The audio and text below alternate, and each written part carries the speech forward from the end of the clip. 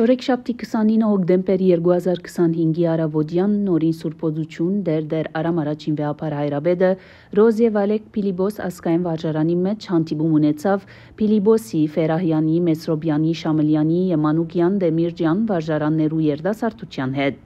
Բարի կալուսի խոսք արդասանեց Ռոզիե Վալեք Փիլիպոս վարժարանի դնորեն Սյուզի Օհանյան, որ ողջունել է եւ իր որդիական երախտագիտությունը հայտնել է յետք վեհապար Հայրաբեդին, հրավիրեց հիշյալ վարժարաններու ներկայացուցիչ աշակերտները, որբեսի ուղեն իրենց սրդի խոսքը։ Արեմդյան հայոց թեմի առաջնորդ Քերաշնորհ Դերքեղամարգեպիսկոպոս Խաչերյան խոսք առնելով ընդգծեց, որ վեհապար Հայրաբեդի ներկայությունը այստեղ բադմական ու եզակի առիթմն է, որուն հարթն ու բադիվը պետք է գիտնա ու ունենա յուրաքանչյուր երդասարդ։ Նորին սրբությունը իր հովաբեդական բոլոր այցելություններուն միշտ կարևոր դեղ դված է երդասարտներուն հետ հանդիպում ու զրույց ունենալու, որովհետև անոնք մեր ազգի ներուժն ու ներկան են, ինչպես նաև աբական։ Աբա ներկա երդասարտներուն իր հայրաբեդական խոսք ուղեց վեհապար Հայրաբեդը։ Ընդունելի չէ, որ երդասարտությունը նկատենք մեր կյանքի լուսանցքին վրա գտնվող անհատներու խումբը։ Երդասարտությունը մեր հավաքական կյանքին մաս կգազմե։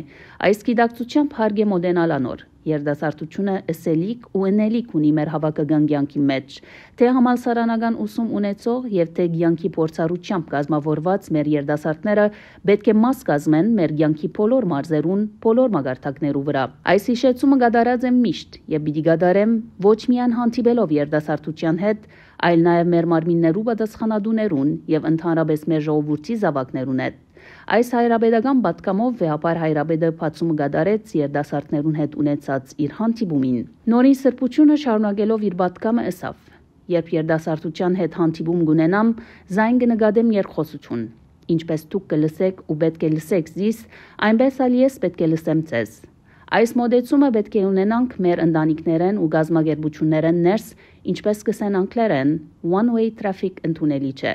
Մենք պետք է լսենք երդասարտները։ Անոնք ըսելիք ունին, մտահոգություններ, սպասումներ ու դակնապներ ունին։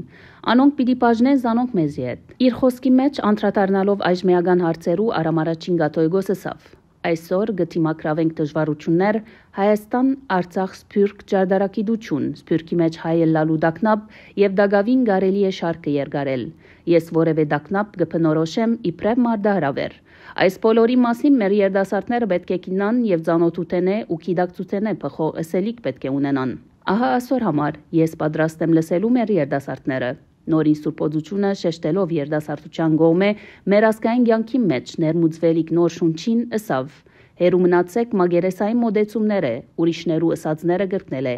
Եղեք այնպես, ինչպես որ եք, սակայն ձեր անձերը դիտելով մեր ժողովրդի հավաքական կյանք են ներս։ Եզրափակեց իր պատգամը վեհապար Գաթոյգոսը։ Հայրաբեդին խոսքեն յետ երդասարտները հարցումներ ուղեցին անոր Եկեղեցվո, Սփյուռքի, Հայաստանի եւ ընդհանրապես համազգային հարցերու առնչված նյութերու շուրջ։ Նորին սրբությունը անհրաժեշտ տեղեկություններ ու լուսաբանություններ տվավ երդասարտներուն։